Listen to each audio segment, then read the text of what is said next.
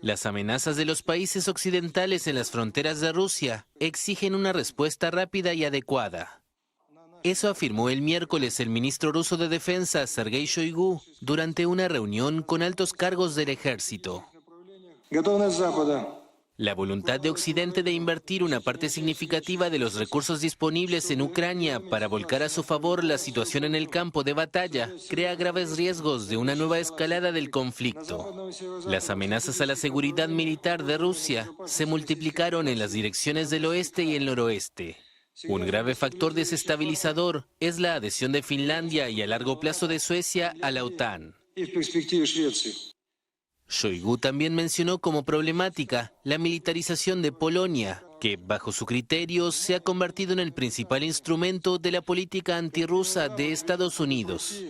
En los últimos meses, Varsovia ha firmado importantes contratos armamentísticos con Seúl y Washington, y Moscú la acusa de querer recuperar territorios del oeste de Ucrania. Ampliamos este tema con Ricardo Israel, abogado y profesor de Relaciones Internacionales. Buenas noches y gracias por acompañarnos en este espacio. Muy buenas noches. Espero que esté bien. ¿Qué significa, doctor Israel, esta respuesta rápida y adecuada que prepara Rusia? Lo que significa es que está ocurriendo lo siguiente. Usted recordará que esta iba a ser una guerra rápida y Rusia fracasó totalmente condicionando un año de guerra. Ahora deberíamos estar con la contraofensiva ucraniana que tampoco ha dado resultados. Y por lo tanto, el principal teórico de la guerra, que era von Clausewitz, hablaba que toda guerra trae consigo adaptaciones y también nieblas o neblinas que obligan a las partes a adaptarse. ¿Qué está ocurriendo ahora? Que como consecuencia de este estancamiento que se vive desde hace tiempo, la guerra se ha desplazado a otros lugares. Uno de ellos son las fronteras con otros países como Bielorrusia en el caso de Rusia y Polonia en el caso de la OTAN, como también la extensión de la OTAN a 1000 kilómetros más en el caso de Finlandia y probablemente en el futuro Suecia. Al mismo tiempo, lo que era un transporte por Ucrania y Rusia, ambos productores importantes de alimentos, se trasladó cuando Rusia impidió que ese acuerdo continuara. ¿Qué significa eso en la práctica? Que la guerra ha adquirido también un componente no solo militar, sino también económico. Económico en el sentido que han paralizado las exportaciones de Ucrania y Ucrania está respondiendo en el Mar Negro intentando paralizar las exportaciones de petróleo que siguen esa misma ruta por parte de Rusia. Por sobre todo, si no llega a consolidarse esta ofensiva, probablemente vamos a ver consecuencias de algo que ha estado preparando Rusia. Rusia se preparó por 6 meses para esta contraofensiva, donde Ucrania todavía no ha podido emplear las tropas que le ha estado entrenando Estados Unidos y otros países europeos de la OTAN. ¿Qué ha hecho Rusia? Está tratando de aumentar notoriamente la conscripción. Rusia sigue con la fantasía que no vive una guerra, sino lo que llaman, comillas, una operación militar especial. Pero si ahora se concreta el ingreso de centenares de miles más de rusos, ya que se amplió la edad de conscripción que llegaba de 18 a 21 años, ahora hasta los 27 e inclusive a los 30, significa que esas tropas podrían ser empleadas en una contraofensiva y ahí está que esta guerra siga escalando.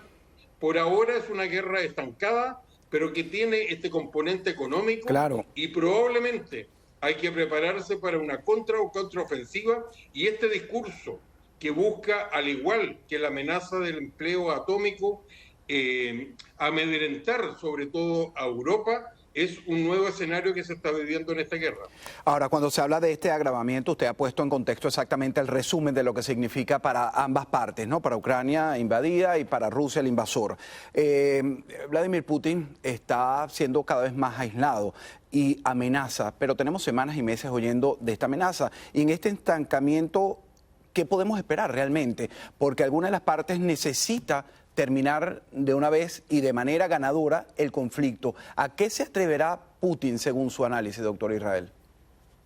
Yo creo que a esta contraofensiva en caso que nos dé resultado la ofensiva ucraniana.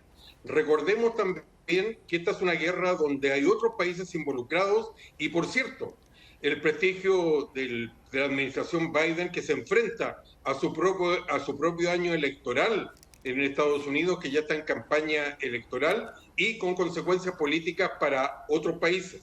Recordemos también que en general Occidente no estaba preparado después que cayó la Unión Soviética para una guerra prolongada y al menos en Europa. De hecho, cuando se ha producido este estancamiento, ambas partes tenían problemas serios de abastecimiento de municiones.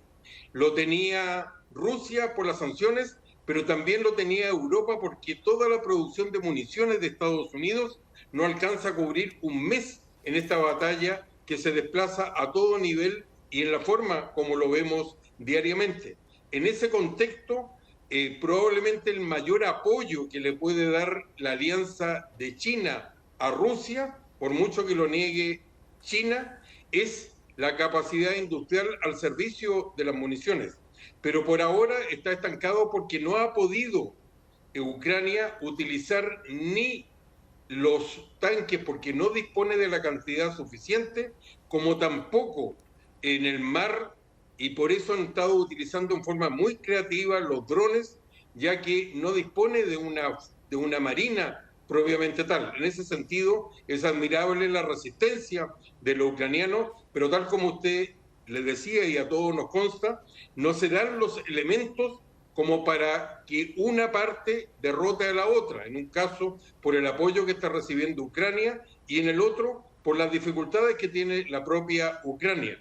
Lo que sí hay son dificultades y de no existir esta situación, probablemente viviríamos ya lo que se vivió en el Medio Oriente en alguna oportunidad después de la guerra de los 6 días, o en Corea, con un armisticio que dura hasta el día de hoy con una nueva realidad. Sí, que fuera muy largo. Ni Ucrania ni Rusia tienen la voluntad de parar esto.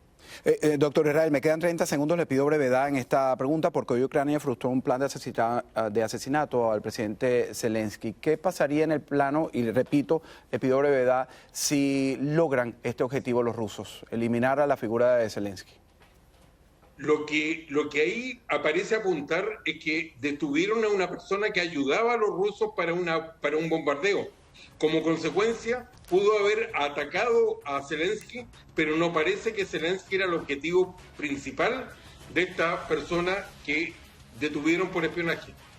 Muchísimas gracias al profesor Ricardo Israel, abogado y experto en relaciones internacionales. Amigos, nosotros tenemos que hacer una pausa y a la vuelta el clima extremo en Estados Unidos no da tregua y los daños por las inundaciones, tornados e incendios van en aumento. Una situación que se repite en varias regiones del planeta. A la vuelta tendremos las impactantes imágenes y, por supuesto, un análisis.